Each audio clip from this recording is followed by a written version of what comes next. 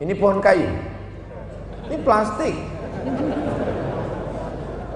Hebat Mas. Berbuah nanti 3 tahun, 4 tahun, 5 tahun lagi baru berbuah. Untuk apa ditanam padahal orangnya sudah mau mati? Islam mengajarkan walaupun kau mati, tanaman itu akan berbuah, dimakan orang buahnya, pahalanya mengalir menjadi amal jariah. Sekarang luar biasa, pembakaran hutan dihancurkan. Anak-anak cucu kita tidak lagi tahu pohon kayu yang besar. Akhirnya ada hutan lindung untuk mencegah illegal logging. Kebakaran hutan berasap sampai tidak turun hujan kemarau panjang. Berdoa istisqa supaya asapnya hilang. Saya seumur-umur gak pernah sekalipun mau diundang jadi imam dan khotib sholat istisqa. Belum pernah sekalipun. Pas ditanya, kenapa Ustaz gak mau? Karena yang bakar hutan itu ikut sholat. Saya hanya sebagai pelengkap sandiwara. Untuk apa? Ya Allah, turunkan hujan. Yang bakar ada di situ. La ta'murunna bil ma'ruf, ajak orang buat baik. Wa la tanhaunna 'anil munkar, larang orang buat mungkar. La yusikanna ayyab'atsallahu 'alaikum iqaban. Kalau kamu tidak melakukan itu akan diturunkan Allah hukuman. Kemarau panjang, hujan tidak turun, asap di mana-mana. Orang Malaysia nyebut asap jerebu. Apa bahasa Malaysianya? Jerebu. Terbanglah pesawat dari Pekanbaru ke Kuala Lumpur. Sampai di Kuala Lumpur pas saya mau ceramah, berasap gedung itu keliling. Apa kata mereka? Oh, Ustaz Somad bawa jerebu.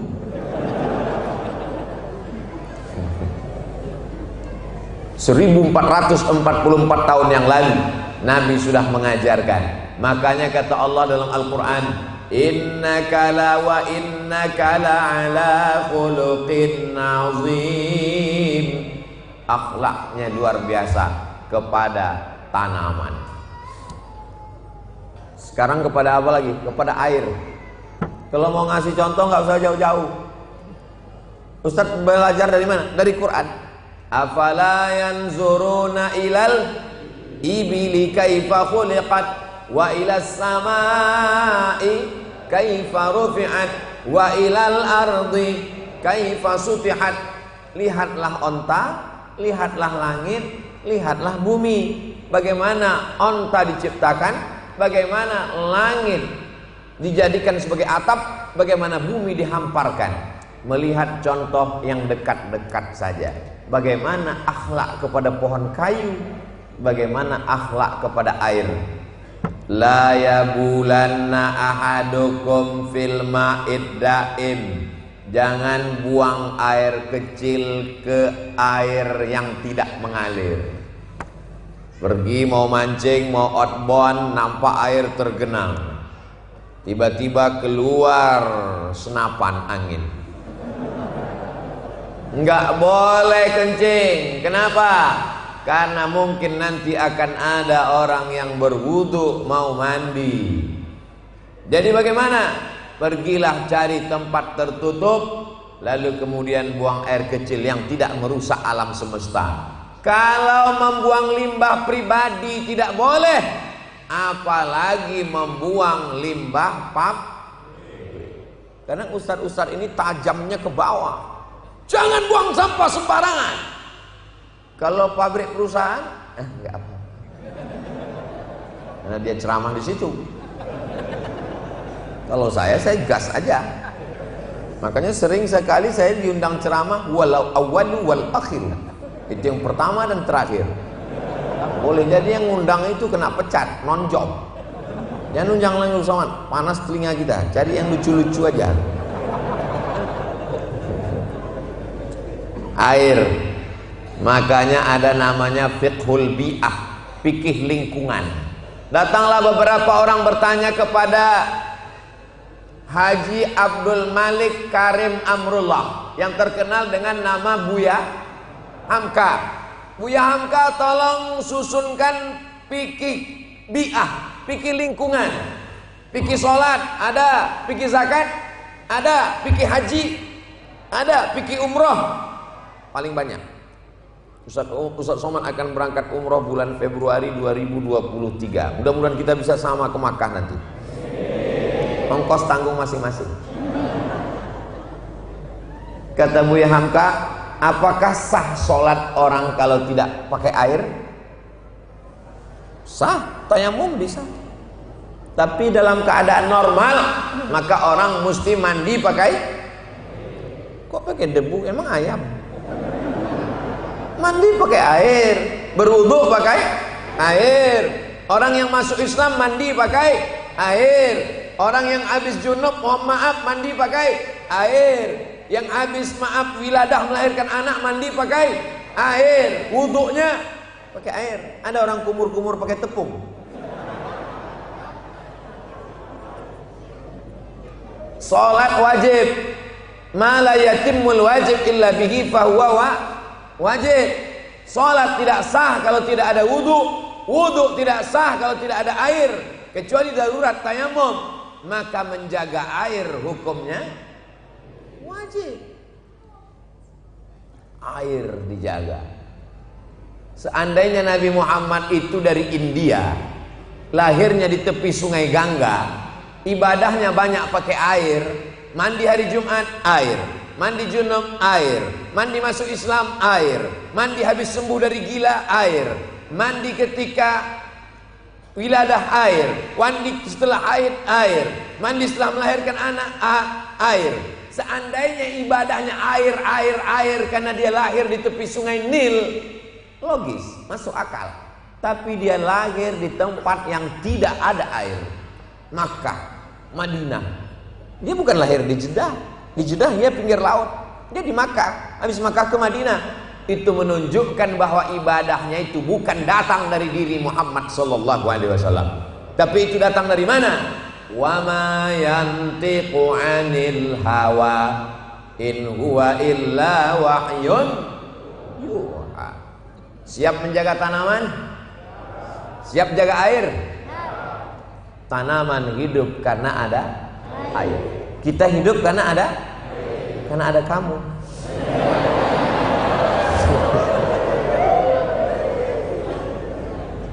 Seandainya air laut dari Pulau Seribu, Kepulauan Seribu masuk ke daratan Jakarta, ini kabarnya dalam setiap tahun air laut naik ke atas. Makanya kota kampung yang ada di pinggiran Jakarta banyak tenggelam. Mudah-mudahan Allah menyelamatkan Jakarta.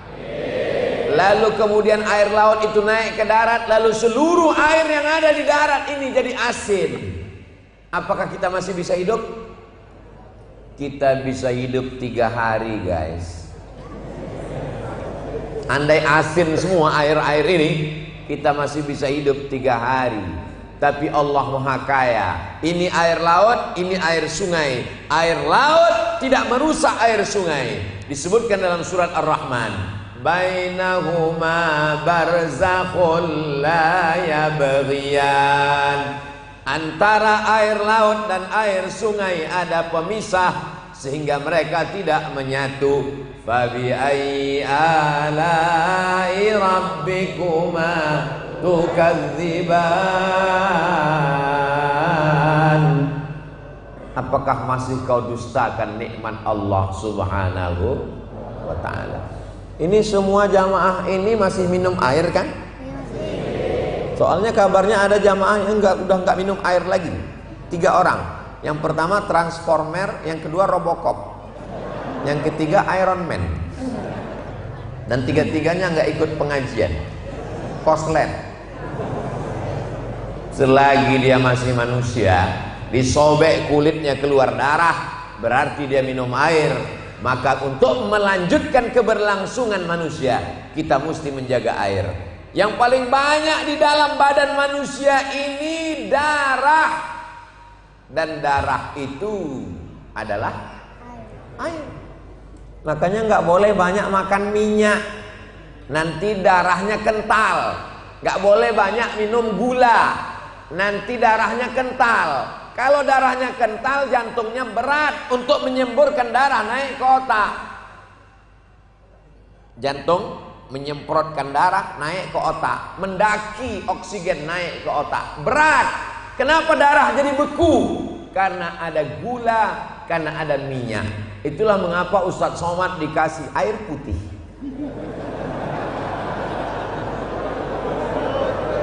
Masuk.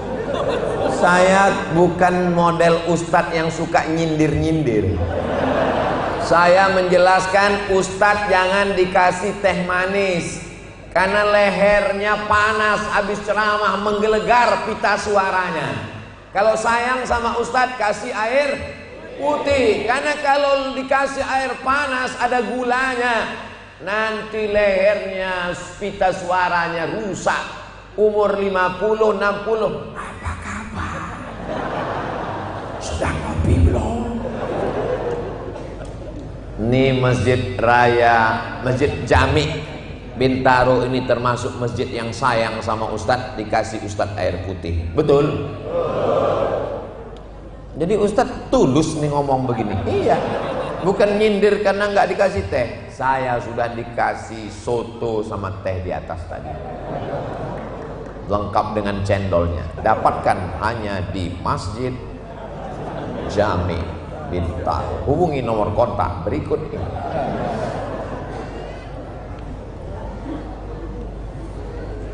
Dari mana asal tisu? Dari kayu.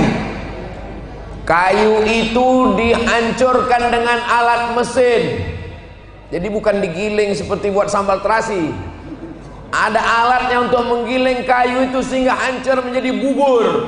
Nama pabriknya Pulp and Paper. Pulp, bubur. Warna kayu itu kan hitam. Bagaimana supaya buburnya jadi putih? Maka dimasukkan batu kapur dari gunung. Dimasukkan, akhirnya bubur itu jadi putih dan limbahnya kental seperti dodol. Dibuang ke dalam laut, masuk ke sungai. Ikan bukan cuma meninggal, anak cucu cicitnya mati semuanya. Belum lagi lembah-lembah semacamnya. Akhirnya nanti anak-anak kita ini tidak lagi kenal ikan. Yang dia tahu sosis. Ikan akan menjadi aneh. Sudah beberapa banyak ikan yang sudah tidak ada lagi di depan mata kita. Dulu biji mata saya ini masih sempat melihat ikan toman panjang 2 meter waktu saya masih SD. Panjang. Sekarang habis ikan itu. Ikan sudah punah menjadi ikan saurus. Beberapa pohon kayu sudah hilang. Dulu waktu mata saya masih kecil sempat melihat orang tua memotong kulit kayu. Setelah kulit kayu berwarna kuning, di dalam kulit kayu itu ada warna hitam. Dan dia kalau dibakar harum semerbak. Namanya sudah gaharu cendana pula. Sudah tahu bertanya pula. Alhamdulillah, kalau anak saya, cucu saya besar nanti, mereka masih bisa melihat pohon itu. Masih ada Ustadz nyimpan pohonnya. Pohonnya nggak ada, tapi kayu gaharunya ada sebesar ini. Dikasih jamaah dari Kalimantan Utara. Ustadz, ini untuk Ustadz. Saya pegang. Saya tanya, berapa nih harganya kira-kira kalau segini? 50 juta. Langsung saya peluk. Saya bawa pulang ke rumah. Saya masukkan ke kaca. Saya kunci, saya gembok, kuncinya saya simpan. Tidak saya bakar, supaya nanti bisa saya jelaskan ke anak cucu jamaah di masa akan datang. Ini namanya pohon sorga, yang makin dibakar makin harum semerbak. Jadilah kayu gaharu, semakin disakiti, semakin dibakar, semakin harum semerbak. Boleh untuk update status besok pagi. Sekarang sudah beberapanya hilang, spesiesnya punah dan musnah. Nabi SAW mengajarkan itu sejak 14 abad yang lalu. Adakah orang 14 abad yang lalu memperdulikan tentang pohon kayu dan air? Tidak ada. Di zaman itu kalau mau potong, hancurkan, ratakan semuanya. Nabi Muhammad datang menjadi rahmat bagi pohon kayu, menjadi rahmat bagi air, karena dia wa ma arsalnaka illa rahmatan lil. Pohon kayu sudah, air sudah, sampah. Bagaimana Islam mengajarkan sampah? At-tuhuru syatrul iman. Kesucian setengah iman. Ada dalam Sahih Bukhari. Tapi Pak Ustadz, guru kami mengajarkan an-nazafatu minal iman. An-nazafatu minal iman, kebersihan sebagian dari iman, bukan hadis Nabi. Yang hadis Nabi at-tuhuru syatrul iman, kesucian setengah dari iman. Semua yang suci pasti bersih, tapi semua yang bersih belum tentu. Mandi pakai sampo, pakai sabun, suci apa bersih? Bersih, belum tentu suci. Tapi kalau nawaitu raf'al hadasil akbari an jami'il badani fardu alayya lillahi ta'ala, suci apa bersih? Suci dan bersih, bersih serta suci. Kita menghadap Allah ini apakah cukup bersih? Tidak cukup hanya sekedar bersih. Ambil baju, masukkan ke mesin cuci. Ambil sarung, masukkan ke mesin cuci. Ambil mukena, masukkan ke mesin cuci. Ambil celana pendek anak yang sudah kena kencing, masukkan ke mesin cuci. Habis itu hidupkan, langsung jemur. Bersih atau suci? Bersih, harum, tapi tidak suci. Mutanajis, najis. Tidak bisa dibawa sholat, tidak bisa dibawa ke masjid. Kenapa? Ada najis di dalam. Kenapa tidak kau bilas? Kenapa tidak kau siram pakai air bersih 2-3 kali? Kan ada tulis di sampulnya Pak Ustadz, sekali kucek tanpa bilas.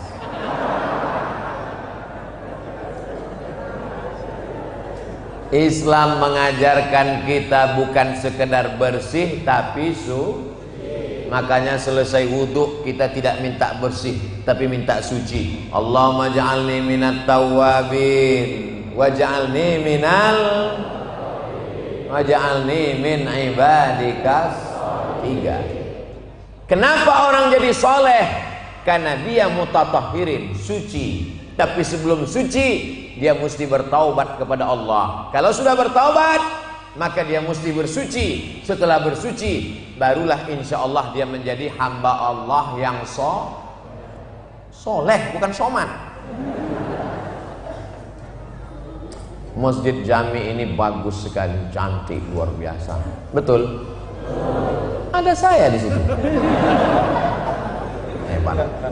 Penuh masjid ini, sampai tangga-tangganya pun penuh. Kami melihat Bapak di sana seperti melihat ikan koi.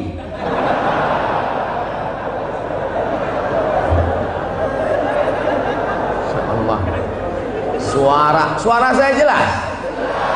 Alhamdulillah, lengkap semuanya. CCTV-nya ada, AC-nya dingin. Kadang saya ceramah di masjid itu nggak kedengaran lagi jamaah, nggak masuk ke telinga. Kenapa? Suasananya seperti di padang Arafah. Kipas angin, di sini nggak ada kipasnya, lengkap dengan AC. AC-nya panjang sekali, minal masyriq ilal maghrib, ke barat, luar biasa. Masya Allah, tabarakallah. Kitab-kitabnya rapi, lihat tuh, kelihatannya Qurannya nggak pernah dibaca.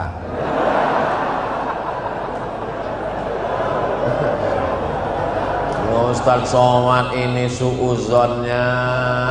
Ustadz ini kalau ngomong kok nyelekit ya.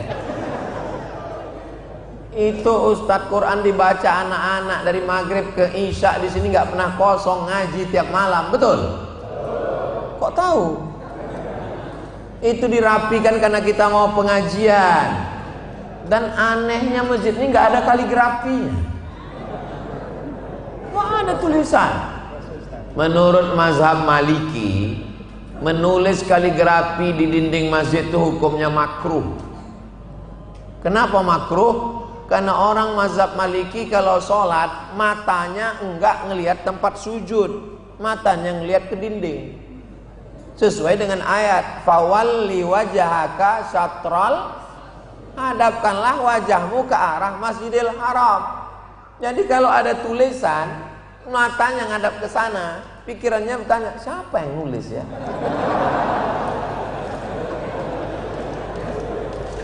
Itu nanti jawaban saya kasih, mana tahu ada yang nanya. Kenapa Masjid Raya Masjid Agung, Masjid Jami Bintaro tuh nggak ada kaligrafinya? Kemarin udah dikasih Ustaz Abdul Somad jawabannya, cuman kami lupa apa kata. Tenang, ini ada rekamannya, bisa ditonton ulang di channel Ustaz Abdul Somad Official. Subscribe, like, share, and comment. Allahu Akbar. Masjid mesti nyaman. 80% yang paling berperan di dalam masjid ini adalah mikrofon, sound system. Khutbah Jumat pakai mikrofon. Azan, imam menggelegar suara jamaah, nggak sampai ke belakang. Apalagi yang pakai eko.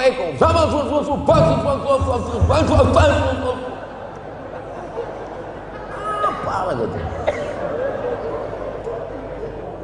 Makanya ini bagi masjid-masjid sekitar nih jadi pelajaran. Ambil yang baik-baik dari masjid ini supaya mensupport, sehingga tausiah pengajian, Insya Allah tabarakallah disiapkan meja, ada kursinya. Makanya saya istirahat malam ini duduk ceramah. Di tempat lain berdiri, kesemutan kaki saya. Islam mengajarkan at-tahuru syatrul iman. Jadi kalau ada orang jorok, kotor, maka diragukan keimanannya.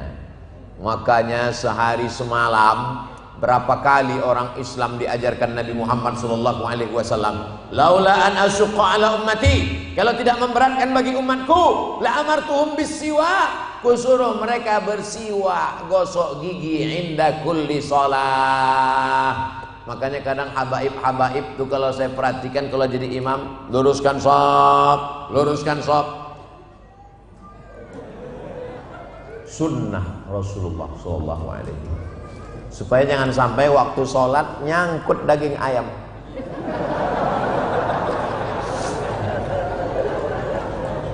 Sebelum subuh gosok gigi, sebelum duha gosok gigi, sebelum zuhur gosok gigi, sebelum asar gosok gigi, sebelum maghrib gosok gigi, sebelum isya gosok gigi, sebelum tahajud gosok gigi. Berapa kali orang Islam gosok gigi? 7 kali gosok gigi. Tiba-tiba tertulis baleho iklan di depan jalan raya, ajarkan anak Anda gosok gigi 3 kali sehari. What? Ente baru tahu 3 kali? Selama ini ente kemana aja? 14 abad yang lalu kami sudah diajarkan Nabi Muhammad SAW tentang pentingnya gosok gigi. Tapi gigi siapa yang paling banyak rusak? Gigi orang Islam. Kenapa? Karena meninggalkan sunnah Rasulullah SAW. Primitif. Masa mesti kayu siwa? Kita sekarang kan sudah modern.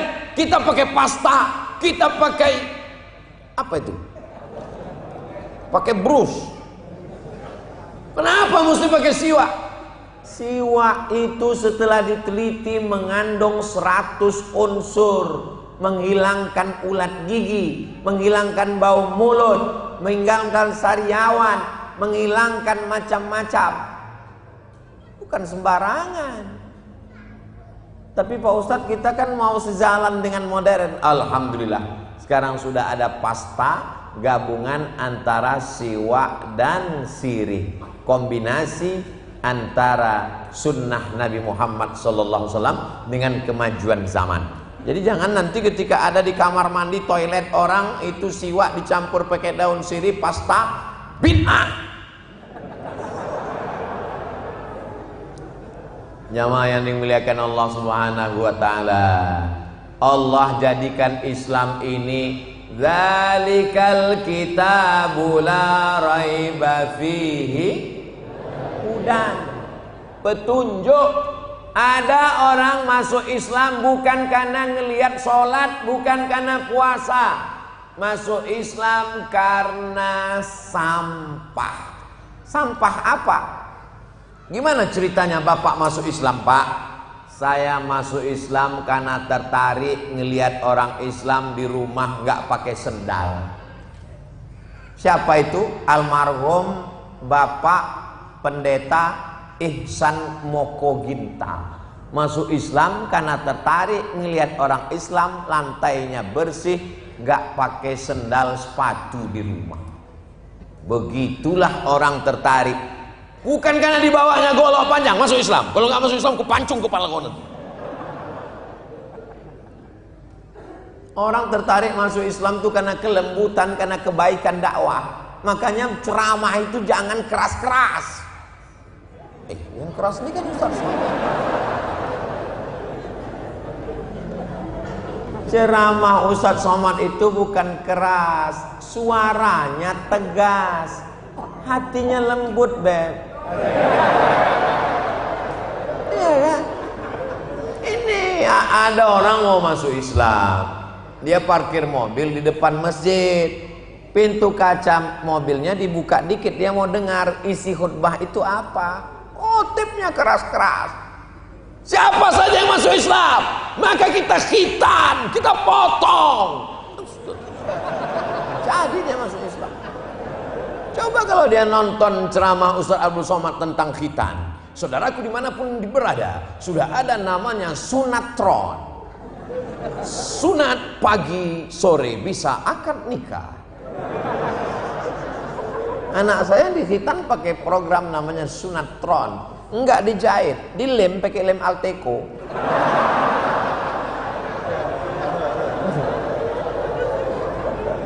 Enggak sakit. Luar biasa, beda sama zaman dulu. Zaman dulu kalau mau khitan jam 6 sore, habis subuh berendam di sungai. Sampai mengkerut kecil. Mau dipotong, tus. Rupanya yang motong ini pemotongan perdana. Salah potong, hilang. Jamaah yang ketawanya belakangan. Jamaah yang dimuliakan Allah Subhanahu wa taala. Begini pokok kayu, air, sampah. Ambil air, basahkan tangan, ini bagian dalam, ini bagian luar. Ini bagian dalam, ini bagian luar. 3 kali. Ini bagian dalam, ini bagian luar. Ini anak-anak sekarang banyak wudu. Apa itu? Tangannya dibasahi. Yang ini bagian dalam, ini bagian luar. Jangan sampai ganteng, cantik, tapi sarang Spiderman. Kotor.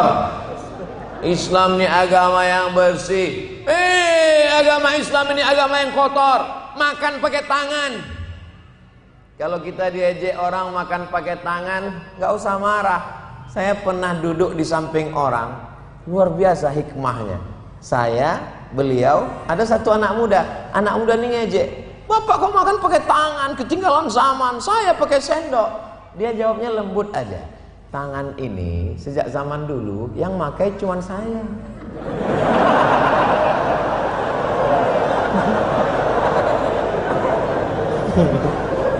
Sejak kecil sampai sekarang yang makan ini cuma saya yang makai ini. Sendok yang kamu pakai udah berapa mulut. Lebih bagus lembut kena daripada keras nggak kena. Ngapain marah-marah? Nanti cepat mati. Saya tidak menyalahkan yang makan pakai sendok. Jangan gara-gara ini nanti pas besok pagi makan sendok sudah berapa kali. Jangan sampai besok pagi bapak, mama belikan sendok baru. Nggak apa-apa makan pakai sendok, tapi cobalah lihat petunjuk ketika beli pisau silet. Don't sweep, jangan usap ujung silet. Ketika saya beli samurai panjang, tertulis di situ don't sweep, jangan diusap karena nanti berkarat. Ternyata di ujung jari jemari kita ini ada keringat, yang keringatnya itu mengandung asam. Makanya waktu kecil kita dilarang sama ibu, kalau tangan mau ngambil nasi langsung ke baskom, pakai sendok. Kenapa? Karena kalau keringatnya kena ke nasi, nasinya cepat basi. Jadi beda orang makan pakai sendok dengan pakai tangan. Kalau pakai tangan, nasinya cepat basi, cepat busuk di usus, maka ususnya kerjanya ringan. Tapi kalau pakai sendok, kerjanya 2 kali lipat. Nggak percaya, tanya ususnya.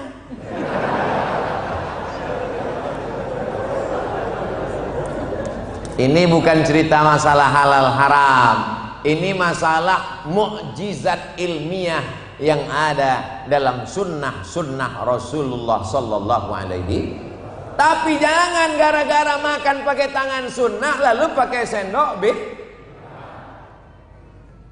Ini kiai besok makan, kiai bid'ah, wa kullu bid'atin dhalalah, wa kullu dhalalatin finnar.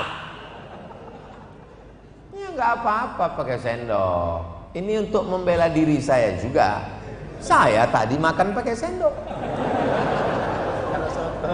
Soto, gimana makan soto pakai nasi? Kau suruh aku makan soto pakai tangan, ini menangguk ikan di situ. Jadi Islam itu rasional, menggunakan akal pikirannya. Nabi Shallallahu Alaihi Wasallam itu kalau dikaji aspek kehidupannya, dari hal yang kecil-kecil, remeh-temeh, sepele, begitulah Allah menurunkan dia. Allah menurunkan dia sebagai pelajaran untuk semesta alam. Tiba-tiba ada seorang laki-laki menyalakan obor. Dia nyalakan obornya di sarang semut. Ada sarang semut di atas pohon kayu, dia bakar. Semut. Ayo. Apa kata Nabi? Marah Nabi Muhammad sallallahu alaihi wasallam. La yu'adzibu bin nar illa rabbun nar. Tidak boleh menyiksa, membunuh dengan api kecuali Allah yang menciptakan api. Itu makanya tidak boleh membunuh dengan api. Menyembelih dengan pisau. Gimana nyembelih dengan api? Ya nggak boleh. Mesti disembelih. Idza dzabhtum fa ahsinuz dzabhah. Kalau kamu menyembelih, sembelih dengan baik. Bagaimana cara menyembelih dengan baik? Falyu'idda syafratahu, tajamkan pisaunya. Wal yurih dzabihatahu, buat binatang yang disembelih itu mati tenang. Bismillahirrahmanirrahim. Allahu Akbar. Alhamdulillah saya punya golok yang sangat tajam. Ambil kertas. Ustadz yang ngasih golok siapa? Juleha. Perempuan, juru sembelih halal. Kasih saya golok. Saya sangka golok ini sebagai cenderamata hadiah. Ternyata mesti dipraktekkan motong sapi. Kan nggak mungkin kita takut kan? Ustadz berani motong? Berani. Padahal saya nggak pernah motong. Tapi karena udah kadung berani, akhirnya motong. Bismillahirrahmanirrahim. Allahu Akbar. Alhamdulillah mati. Coba kalau nggak mati. Islam mengajarkan goloknya mesti tajam, kuku panjang, ditusuk leher ayam. Cus, bolehkah motong ayam pakai kuku? Nggak boleh. Ada tulang iga kambing, diambil tulang iga, potongkan ke leher ayam. Nggak boleh pakai tulang, nggak boleh pakai kuku, nggak boleh pakai pisau tumpul. Ini ayamnya masuk terus ke rumah, masuk terus ke rumah. Awas kau ayam, nanti ku potong kau pakai pisau tumpul. Nggak boleh.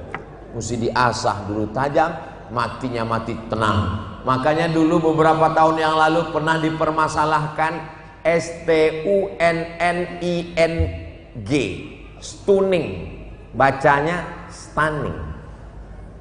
Karena ternyata beberapa rumah potong memotong sapi pakai stunning, seperti pistol, tapi pelurunya nggak keluar, ada tekanannya, ditembakkan ke kening sapi itu, kena otak kecilnya, tup, langsung mati, darahnya nggak keluar, lalu kemudian menyatu dengan dagingnya, tidak dicuci, dipotong, diletakkan di atas briket api, bolak-balik, nggak matang, masuk ke roti, dimakan, yummy, barbecue.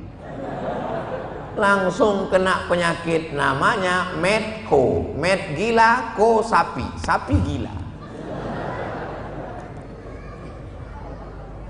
Islam mengajarkan darah mesti keluar, karena ternyata semua bakteri ada di darah. Bersih, bismillahirrahmanirrahim, keluar darahnya habis, biarkan dia mati, tenang. Setelah itu baru kemudian dipotong-potong, cuci sekali, airnya masih butek, cuci 2 kali masih beku, cuci 3 kali agak bening, cuci 4 kali bersih. Pesan ibu saya, nanti kau kalau bersihin ayam 2 kali, kalau kambing 4 kali. Kok gitu, Mak? Karena kambing kakinya 4, ayam kakinya 2. Kita nggak tahu, iya aja. Sekarang baru mikir, ternyata ayam dagingnya putih, darahnya nggak terlalu banyak. Kalau kambing sapi merah, cuci 2 kali masih merah, cuci sampai bersih, dikasih jeruk, diletakkan ke api, benar-benar matang, dimakan, dibaca dengan bismillah. Nggak ada sapi gila. Yang gila orangnya, memang belum makan udah gila duluan. Islam ini kalau dijalankan, diamalkan, dari aspek bersihnya, peduli lingkungannya. Jadi Islam ini bukan hanya sekedar mengurus kunut nggak kunut, bukan masalah ngurus bismillah jahar, bismillah sir, bukan cuma masalah ngurus kaki celana naik apa turun, bukan masalah ngurus jenggot apa nggak jenggot.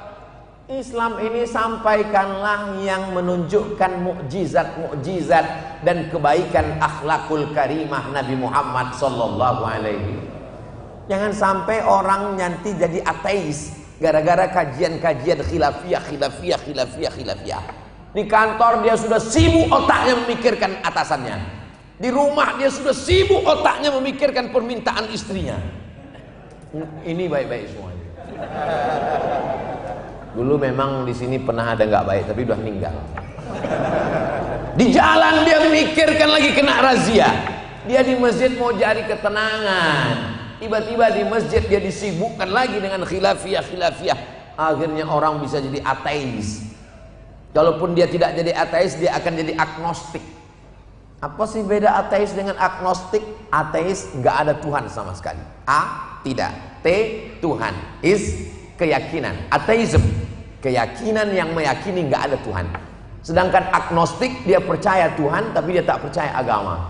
Kalau ditanya Tuhan ada? Ada. Agamamu apa? Saya nggak percaya agama. Tuhan terlalu sempit untuk diklaim oleh satu agama. Jadi nama Tuhanmu siapa? X. Jadi kalau dia berdoa, oh X, X-Men. Maka yakinilah satu agama. Innad dina indallahil Islam. Nama Tuhan yang kau sembah siapa?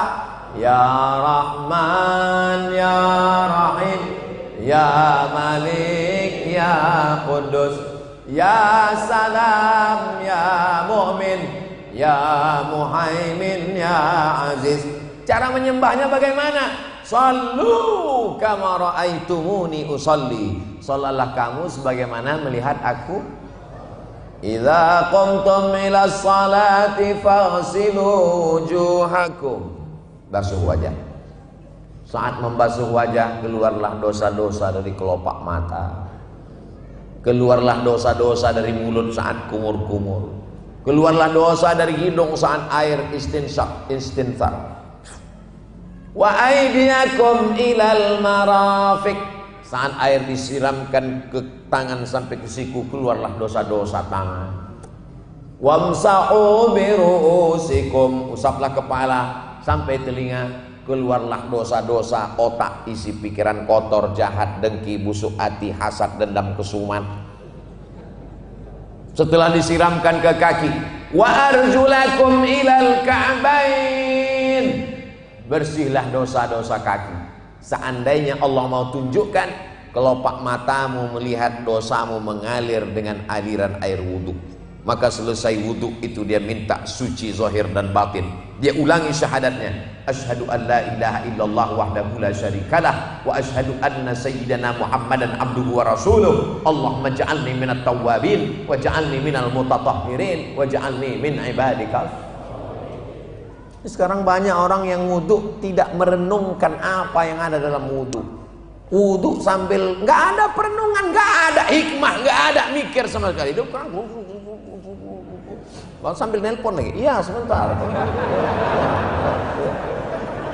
Gimana? Selesai wudhu nggak ada lagi berdoa menghadap, nggak ada. Kalaupun berdoa, doanya nggak jelas, macam kumur-kumur. Sholat ini perenungan. Agama ini bukan sekedar ritual bim salabim abrakadabra, tapi dia diucapkan di mulut, dipikirkan di kepala, direnungkan dengan hati, merasuk. Lalu kau angkat kedua tanganmu menghadap kiblat dan berkata Allahu Akbar. Yang besar itu siapa? Allah. Wali kota? Bukan saya yang ngomong, Pak.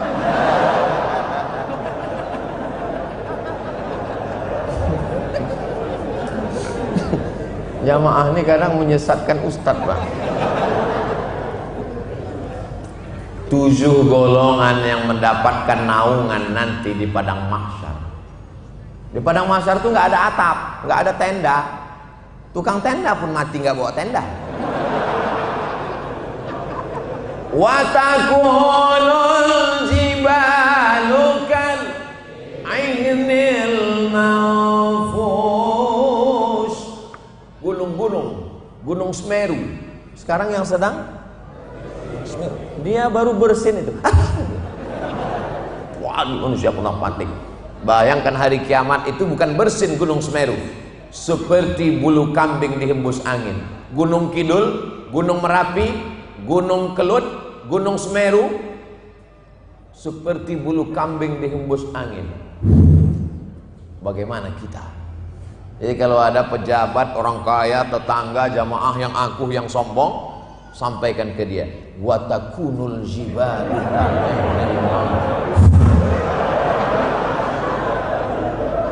Kita nih nggak ada apa-apanya. Tadi dalam perjalanan kemari saya sedang tonton saudara kita dengan lelehan air mata mendoakan mereka. Kuatkan saudaraku yang ada di Semeru ya Allah. Jauhkan mereka dari bala mentaka, bencana, musibah ya Allah. Rumah ditinggalkan, mobil ditinggalkan, lari karena takut. Debunya itu menghembus 20 km. Wah, biasa. Kalau nggak percaya, lihatlah YouTube nanti setelah pengajian sekarang. Bapak Ibu yang dimuliakan Allah Subhanahu wa taala. Sebelum Nabi Muhammad sallallahu alaihi wasallam datang, seorang laki-laki menikah. Habis itu nikah, habis itu nikah, habis itu nikah, habis itu nikah, habis itu nikah. Namanya poligami unlimited. Enggak ada batasannya. 1, 2, 10, 20. Turun ayat untuk membatasi. Fankihu ma taba lakum minan nisa. Nikahilah perempuan yang baik-baik. Masna wa sulasa. Alah, pura-pura enggak hafal. Waruba. Ayat ini untuk nyuruh nambah atau mengurangi?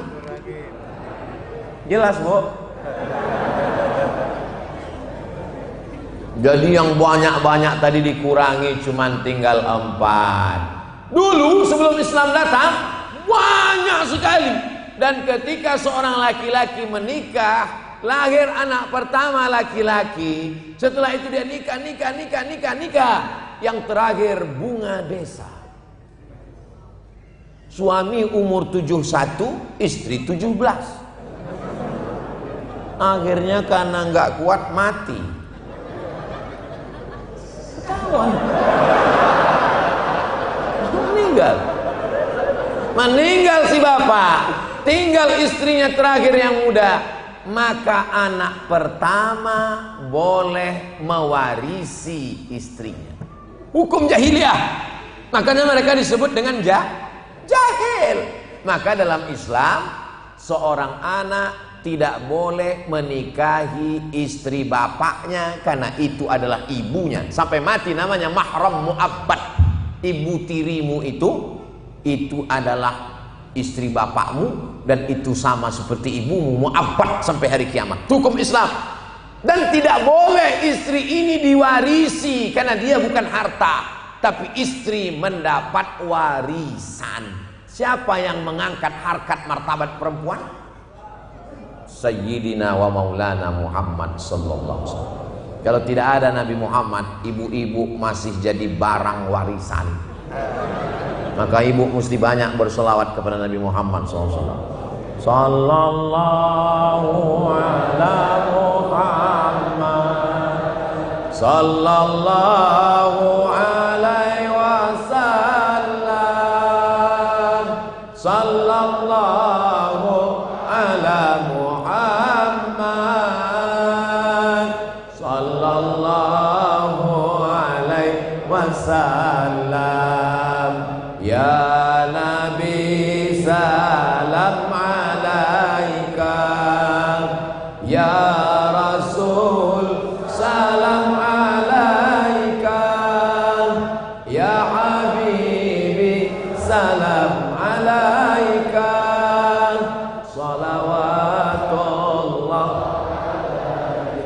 Itu bagi ibu-ibu yang suka sholawat pakai lantunan irama lagu. Kan nggak semua sama manusia ini. Ada yang nggak suka pakai lagu, ya nggak usah pakai lagu. Allahumma sholli ala sayyidina Muhammad wa ala ali sayyidina Muhammad. Allahumma sholli ala sayyidina Muhammad wa ala ali sayyidina Muhammad. Ada pula yang nggak suka pakai suara karena dia kata dia berisik, bising. Ya nggak usah pakai suara.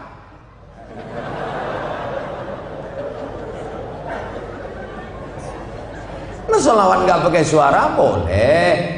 Bersolawat pakai suara boleh. Bersolawat pakai lantunan irama boleh.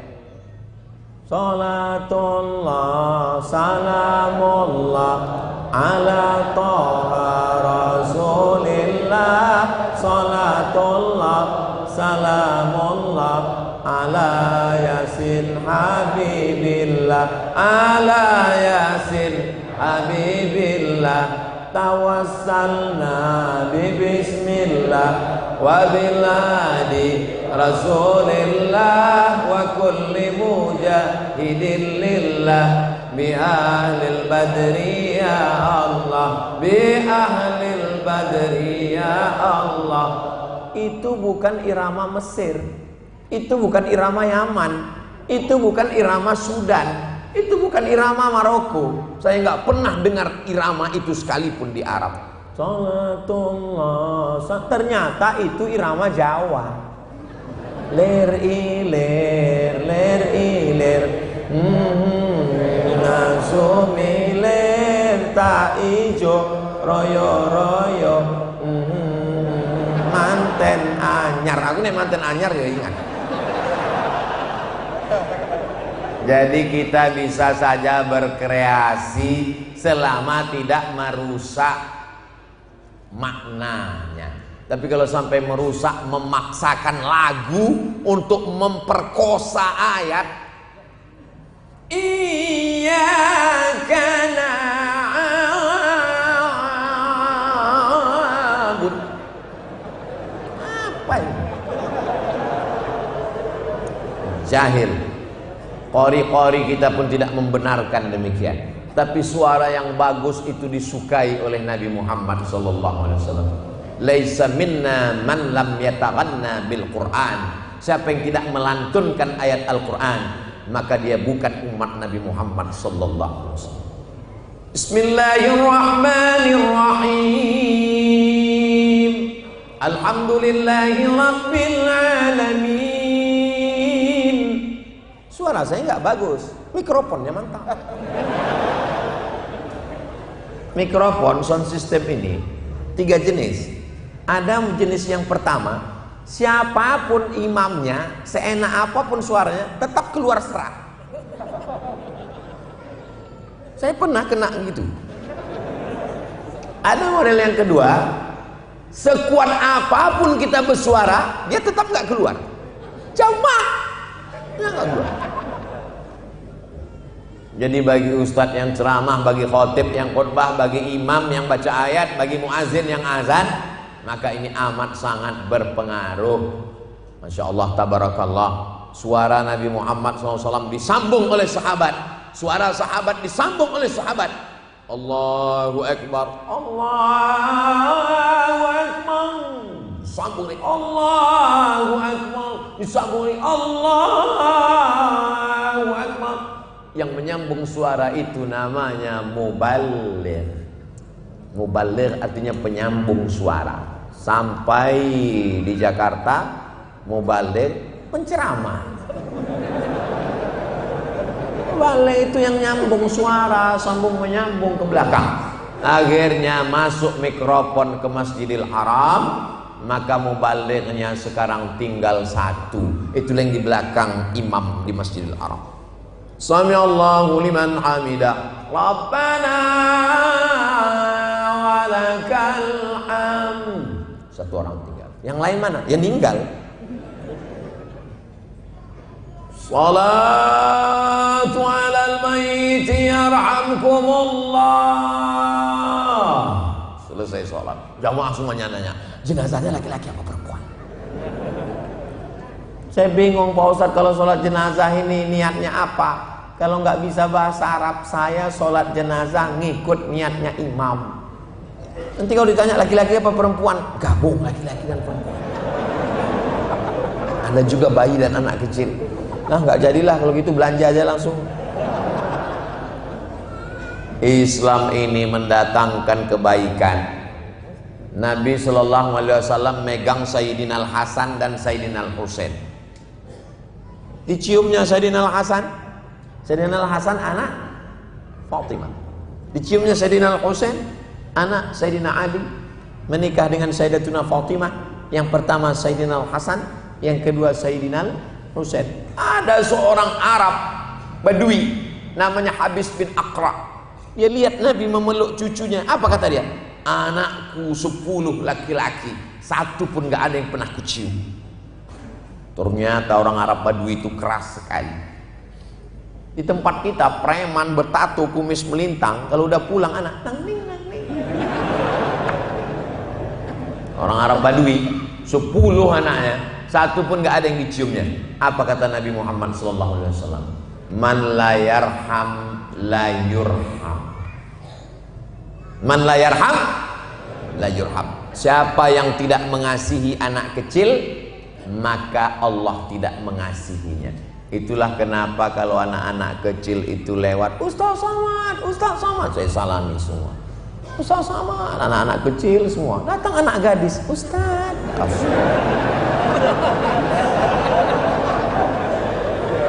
Kalau sering-sering begini sumbing juga iman kita nih. Anak-anak kecil.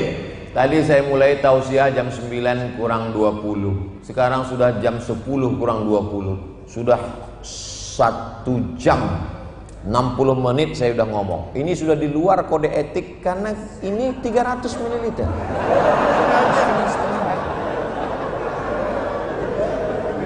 Yang jadi konsen saya bukan air minum ini.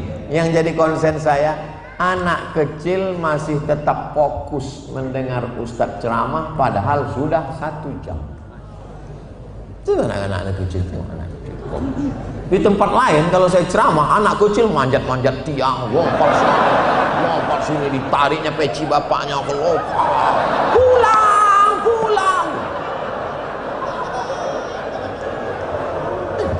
Di sana anak itu tenang. Nggak tahu apa sudah dikode dari ibunya. Nanti kalau macam-macam,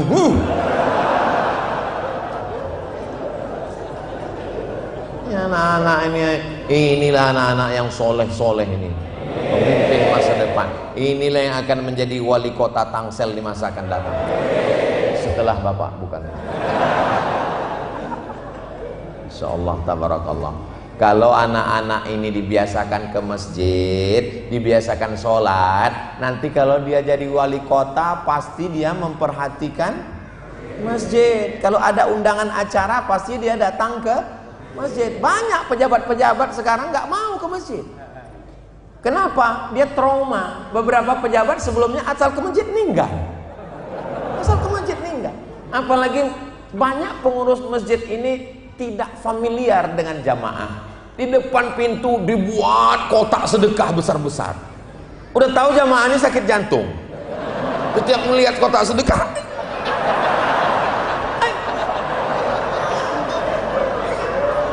jangan jamaah ini diteror. Di depan pintu dibuat kotak besar-besar, kaca kosong. Sampai di dalam ada lagi yang lewat kotak sedekah, gambarnya keranda jenazah. Ini masjid, ini rumah masjid apa rumah hantu?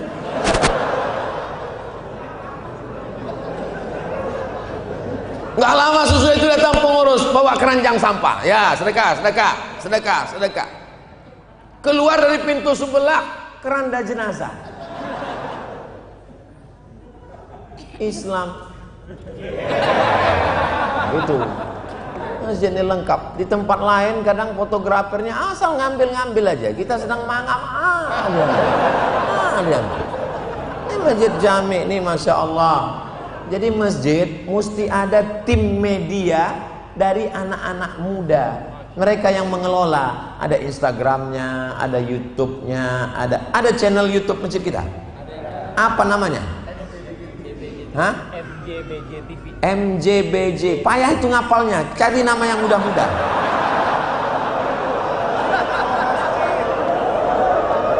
Saudaraku dimanapun berada, Anda ingin mendapatkan kajian-kajian tapi tidak sempat untuk datang setiap waktu, saksikan MJBJ TV. Subscribe, like, share, and comment. Nanti tinggal foto. Allahu Akbar. Anak-anak muda ini mesti diberdayakan. Saya semangat ini karena anak-anak muda ini.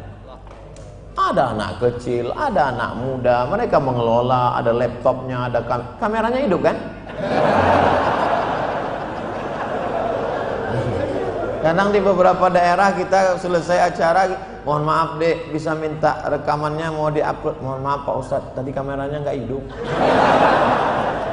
Anak-anak muda ini mesti diberdayakan. Semua kajian-kajian Ustadz Kiai Usman, guru kita, habaib kita dimasukkan. Bayangkan kalau kajian subuh, kajian duha, kultum zuhur, kajian ibu-ibu sore asar, kajian anak-anak dari maghrib ke isya, store satu-satu. Kamu store wadduha, rekam. Kamu store izazul zlatil, rekam. Kamu store yasin, rekam, upload. Sehingga anak-anak lain, ibu bisa nontonkan ke anaknya. Ah, lihat nih teman kamu, lihat nih teman kamu.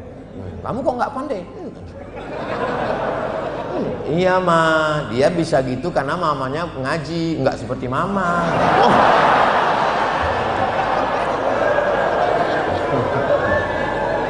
Ibu-ibu ini semuanya pandai ngaji. Kalau lagi rame-rame.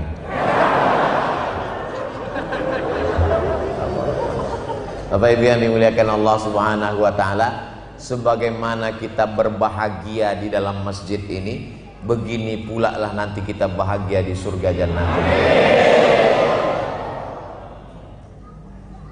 Dhahikatum mustabsyirah, tertawa bahagia di dalam surga. Sedangkan orang yang pelaku dosa yang dulu tertawa di dunia karena maksiatnya, karena khamarnya, karena zinanya, karena ribanya, mereka akan masuk ke dalam neraka jahanam dengan tetesan air mata. Kalau peminum khamar dengan bangganya menunjukkan khamarnya, dipajangnya di atas mejanya, mabuk khamar, khamar, khamar, salam mabuk. Sudahkah mabuk hari ini? Begitu bangganya anak muda sekarang mabuk, buat podcast mabuk. kenapa anak muda remaja masjid tidak bangga dengan pengajiannya? Betul. Kenapa dia tidak bangga dengan bacaan Qur'annya? Ini sekarang anak muda banyak ketika ditanya udah hijrah. Kamu udah hijrah? Udah. Kenapa nggak pernah diperlihatkan update statusnya tentang ngaji? Saya takut ria. Ente nggak pernah ke masjid? Takut dilihat tetangga dia. Pas ditanya emaknya, dia di rumah sholat? Enggak juga. Tirulah anak-anak muda yang ada di Masjid Jami' Bintaro. Mereka hadir, datang, entah malamnya aja, wallahu alam. Bacaan Qur'annya bagus, multimedianya bagus, update statusnya mengajak ke jalan Allah, pengajiannya ramai melimpah ruah. Maka kalau masjid ramai, program-program ekonomi keumatan, masih banyak saudara-saudara kita di luar sana yang terjebak rentenir lintah darat. Betul. Bagaimana cara menyelamatkan mereka? Ustadz Somad, dulu ketika Covid datang, banyak jamaah kita kesulitan. Akhirnya kita keluarkanlah uang sebanyak 11-13 juta. Dan setelah 2 tahun berkembang menjadi 2 miliar Pak Ustadz. Meminjamkan untuk memerangi rentenir, lintah darat, dan buaya darat. Akhirnya jamaah selamat. Jadi masjid menjadi solusi terhadap setiap permasalahan umat. Bukan masjid ini, orang banyak utang, rumahnya dia ngontrak, dia belum makan, kerjanya baru kena PHK, datang ke masjid mencari ketenangan. Ustadz ceramah, neraka, mati dia langsung. Masjid memberikan solusi. Orang yang dililit utang dibantu. Dan ternyata itulah yang kami bicarakan tadi di atas. Masjid memberikan solusi, Islam memberikan keselamatan. Islam ini agama diambil dari kata salam. Allah yang kita sembah itu Allahumma antas salam. Dan kita ingin hidup ini salam. Maka kalau ingin salam, ya ayyuhalladzina amanu dukhulu fis silmi, masuklah ke dalam Islam secara kafah. Itulah yang dapat kita kaji pada malam yang penuh dengan keberkahan ini. Mudah-mudahan kita diakui sebagai umat Nabi Muhammad sallallahu alaihi wasallam. Mudah-mudahan semua yang hadir ini diampunkan silap salah dosanya, anak-anaknya menjadi soleh dan solehah, anak muda kita dijaga dari narkoba, dijaga dari zina, dijaga dari pacaran, dijaga dari LGBT, dan Masjid Jami' Bintaro tetap kekal abadi sampai hari kiamat. Ala hadhihi niyah, untuk niat yang baik ini Al-Fatihah. A'udzu billahi minasy syaithanir rajim. Bismillahirrahmanirrahim. Alhamdulillahi rabbil alamin. Arrahmanir rahim. Maliki yaumiddin. Iyyaka na'budu wa iyyaka nasta'in. Ihdinas siratal mustaqim. Siratal ladzina an'amta 'alaihim ghairil maghdubi 'alaihim waladdallin. Amin.